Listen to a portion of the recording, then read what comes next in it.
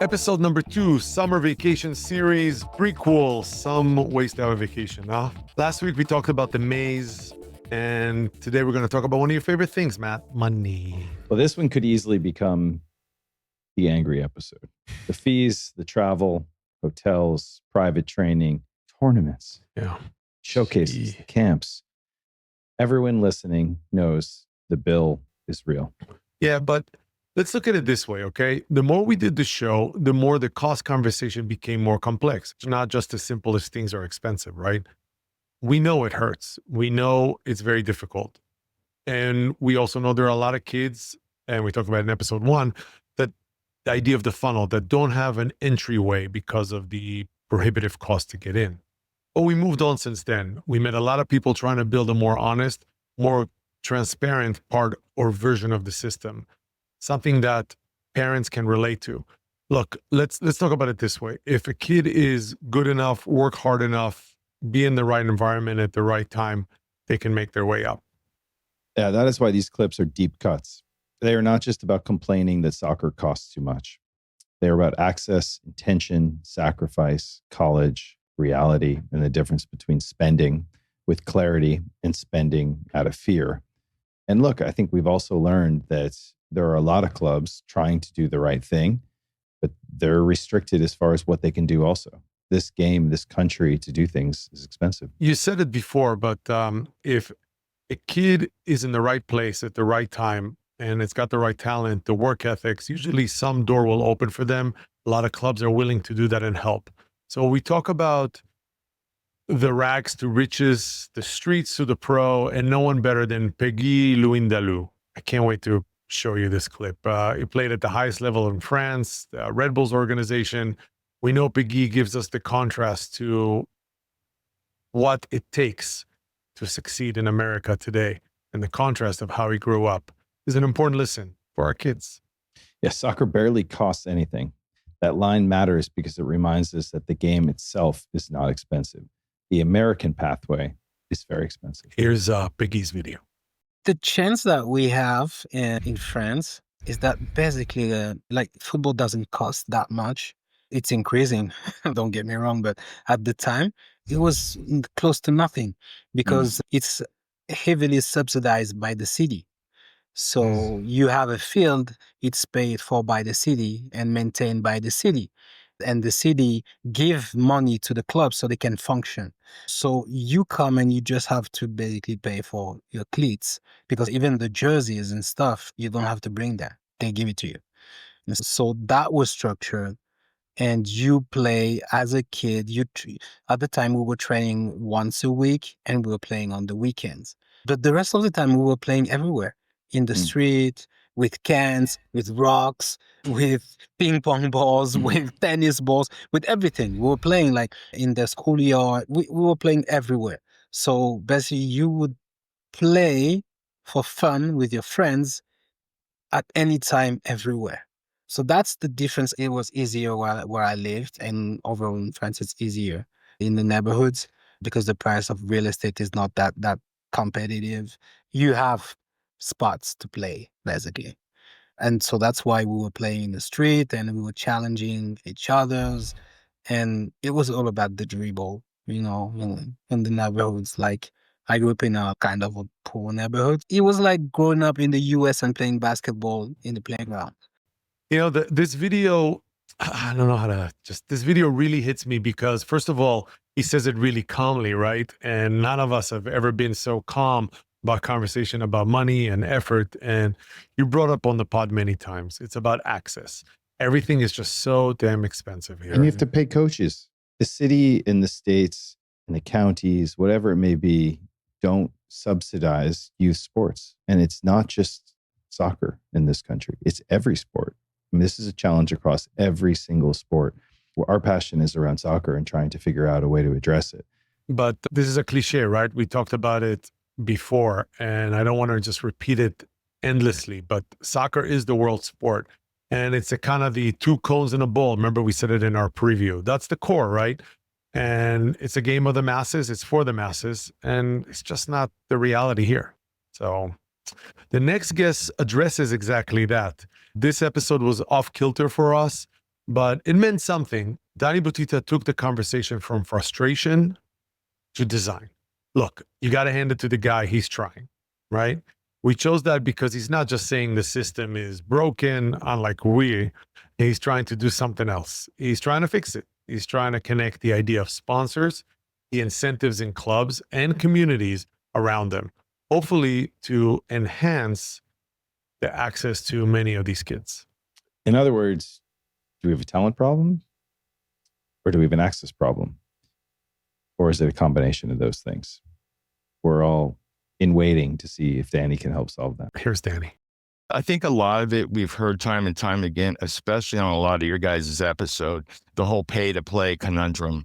We got to find a way to allow all kids to play, not only because it's the right thing to do, but because the talent coming from these kids. I was in the Phoenix, Scottsdale area, so there were a lot of kids that couldn't afford. And when I saw the talent that they had, and they were always excited to have these opportunities, unlike you see now sometimes with the older kids in this game where they take it for granted that they can play. And started to design, I hope will be a new environment for us all by utilizing sponsors that I've built over the years in business. Not all of them are soccer, but they do have naming rights, investments that they do, along with players, coaches, and bringing everybody together to try to figure out how we can not finish with pay to play. That's always going to be there, and it's actually a good thing. I just feel like there's more integration that's necessary. We've come a long way, not only on the pay to play thing, but I think we can all admit that the leagues, the pyramid, and all that kind of stuff is starting to form again. So in order to do that, you got to have players, you got academies, ID camps, anything that they can make money on. I'm fine with that. I'm an American capitalist. I believe in those types of opportunities, but I just feel that at some point we need to review and take a look at not only the money that's spent for families, but also the quality of the game. And I think there's more talent out there.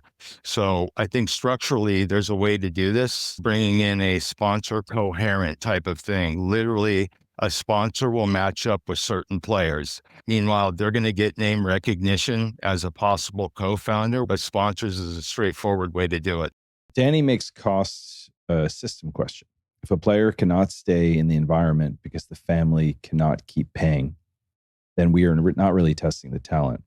We're testing the resources.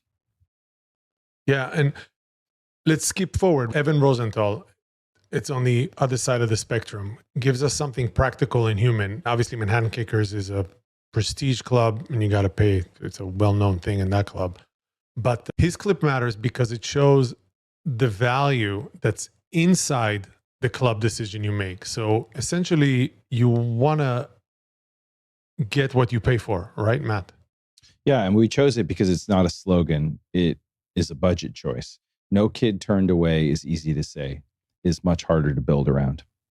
Yeah, well, we're in a kind of a good situation because being in Manhattan, we have a lot of parents who are well off, and we have fundraisers and we have our dues, which don't even cover all of our expenses.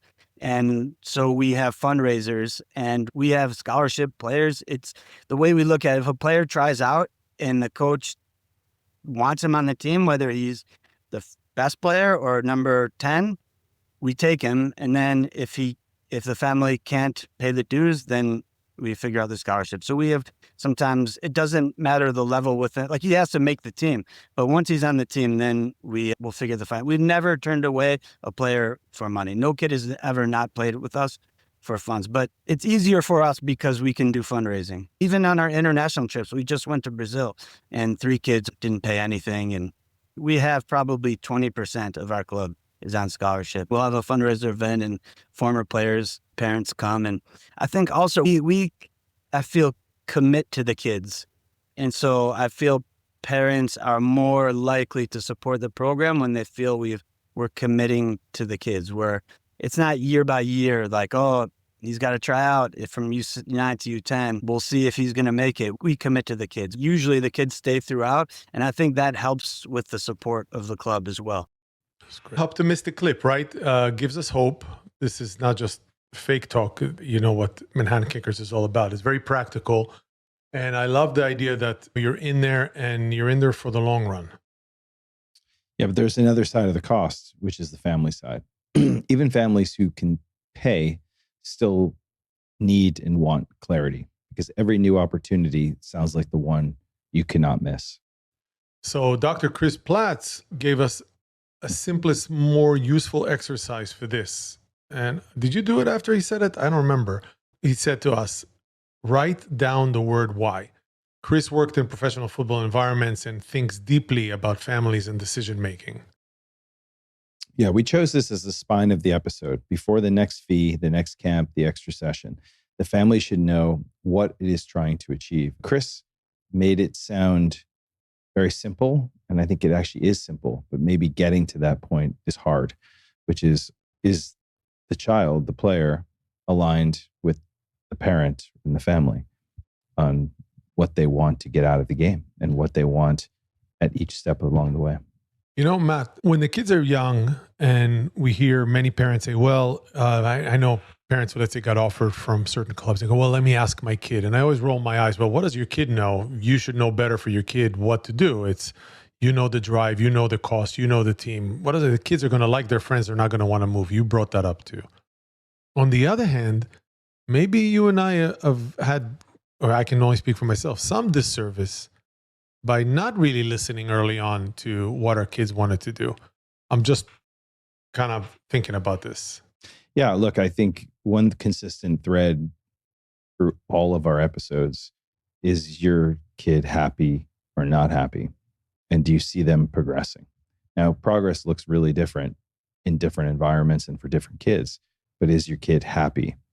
And if we center the discussion around that, then I'm pretty sure I would make some different decisions. And I would venture to guess I'm not alone. Oof. This clip is probably the most practical advice in the whole costs conversation. And it wasn't centered around costs per se, but it's around movement, and movement comes with a cost, right? Not because it tells you not to spend, because it tells you not to drift. My first bit of advice for those parents would be to start with why. Why are we doing this? Ask your son or daughter, why are you playing football? And what is it you are trying to achieve? The task is, let them go and write that down, and you write it down for yourself. Why am I doing this? And what am I trying to achieve through this journey into football? And it's amazing how many times the answers aren't the same. Most parents will put down things like, I want them to have a purpose. I want them to get satisfaction. It's the same things that we would say about any career, to give them some belief in themselves, to build confidence. Right, well, if we're in it for this and you're in an academy that is battering your son or daughter, ruining their confidence, they are having to play injured and they're not happy, well, there's your answer. Get out. There are other routes into this that don't have to fulfill that. So these whys, what are we doing this for? Why are we doing this? They provide the blueprint for you as a family, for you as the humans in this process. And you have to protect yourself, because the clubs, they're using your son or daughter as an asset, not because they think that they're going to turn them into wonderful human beings. They either want to make money off the game. That's it. So you have to be the anchor. You have to be the foundations upon which you make decisions. And if that means walking away from a certain space because this isn't good for your child, then you have to be in a space to be able to do that. And having the foundations in place is key to that. First of all, I don't want to hear anyone say after this clip that you and I are not massive philanthropists for everything we've given this community. This clip alone, I don't even know how things rolled into our lap for this opportunity for us to magnify this kind of advice. Your drift is expensive, right? It's expensive in money. It's expensive in weekends, in family, in siblings, fights, time lost, quality time lost, and my God, all the emotional energy. Justin Phelps gives us another parent story inside that sacrifice. And what a sacrifice. We chose this clip because it does not reduce the sacrifice to a complaint. It shows how a family can reframe it when the why is bigger than the result. My wife and I, we see this as just a overall life growth opportunity for Evan. And I think when we started to reframe this in our minds a little bit and stop thinking about this journey of whatever the heck this is, whatever this is, I don't know what this is. Yeah. And we just reframed it and we started thinking more in terms of him growing as a human being and as an individual. I think it really helped change our thought process on everything. Because you can have these conversations where like, well, is this the best environment for him? Is his confidence taking a hit? Would he be better off somewhere else? And just sort of go round and round with all that. I think it's just pointless. I really do. I think that us trying to project what's going to happen for a 13-year-old kid is insane. He's in a great environment right now, training wise. We love the coaches. We love Jose, the academy director. They're going to make the best decision for the academy, and whatever happens at the end of the year happens, right? If they see enough promise in Evan and they believe that when he hits his growth spurt, he's going to be able to do something more, then great. And if they don't, that's great too. Evan will continue to grow as a kid, and that's just the way we approach it. We sure got well-adjusted people on this as our guests, but Justin, his fearless confession, right? It reminds us why you can be cynical on the side and almost mock parents. Because if you're not in it, a lot of it looks ridiculous. I know the conversations I had with my dad telling him what I'm doing, and I'm in the car and I could just, even on the phone, could see his eyes rolling in the back of his head. But forget love right now, but it's showing up, driving, being there. All we're doing is trying to support a kid, which we hope cares deeply about something. Yeah, the danger is when sacrifice turns into pressure. Once a family has given enough, it becomes hard to admit that the outcome might not be what they imagined.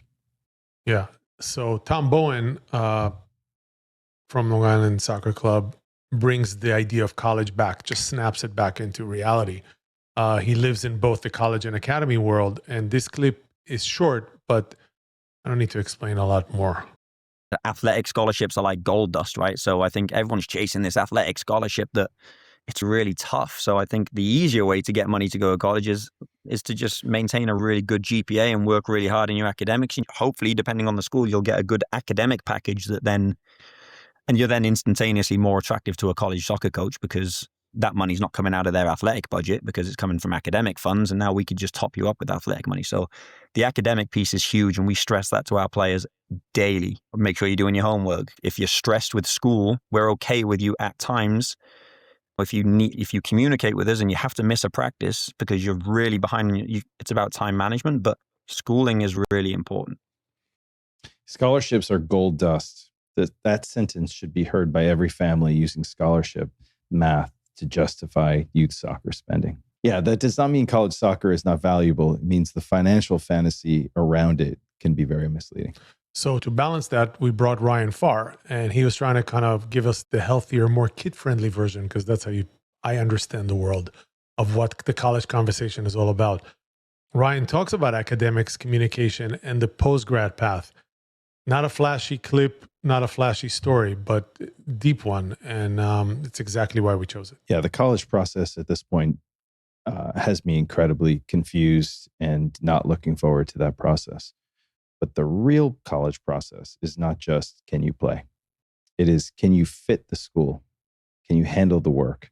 Can you communicate with coaches and build a life where soccer is part of the picture, not the whole picture? You have to excel in academics. It's the first thing coaches ask you, and it's something that I've always prioritized. I think having two older brothers helped and seeing them do successful in the classroom. And my parents did a good job pushing us to do well in the classroom. And I think a lot of coaches on the club level really push that because a lot of them know that the way us players in our area are going to make it is through top D3 programs, which you have to excel in academics. So in my area, it was definitely pushed upon us to be good in the classroom so we can play at the schools we want to play at.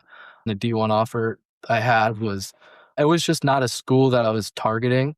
There were schools that I wanted to go to just based off size or the school itself. And it was an offer that I had, and I was seriously considering it because I didn't want to do the route of Northwood. I didn't want to do the PG year because all my friends were going to college. I wanted to stay on the same track as all my friends. I didn't really know what to expect at Northwood. I had a pretty closed mind, to be honest, about the whole situation. I think my dad pushed it upon me because he had a lot of conversations with Coach Moody and kind of did a lot more research than me at the time. And so over time, I just, like I said, or like my dad said earlier, what else can I do with soccer? I haven't really given it a full year of attention. I haven't been at that level and really seen what I can do. And also going in as a guy who's a year older and physically adapt is huge as well. He's more mature than I am. I feel like this is. It's a low bar. Yeah. Well, thank you. I always set you up for that. Oh, you totally did. Look, take out the movie trailer, actual life. Got to do the nitty gritty, right? Yeah. And then Phil Gordon brings the professional pathway trade-off. Phil has coached across Orlando City, DC United, and now Nottingham Forest. So he understands the gap between the idea of a contract and the reality of a career. Yeah, and we chose this clip not just because you weren't on that show, but That's why it was the best one you've done. you see what happens when you take a break. Yeah. We chose it because there's a few things that caught my ear. The real point is kind of just being uncertain. Families are often choosing between incomplete options, and both can look rational. Right? Yeah, that is why cost is not only about the bill.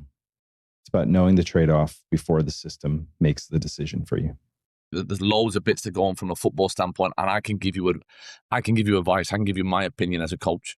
At the end of the day, you and your son and your family have to make that decision of where you want to go.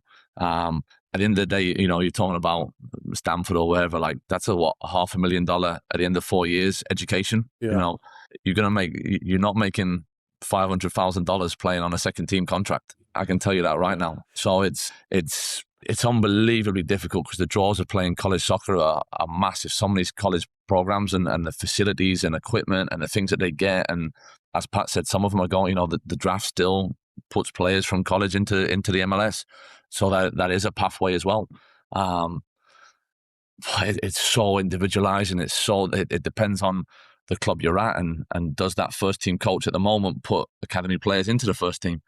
Will that coach still be there in 4 years' time when your son turns 18 and is eligible to play and things like that? So there's so many things. And how do you best spend your time? Is it 50-50? Do you get up extra half an hour earlier to go to the flexibility in the class before you go to school?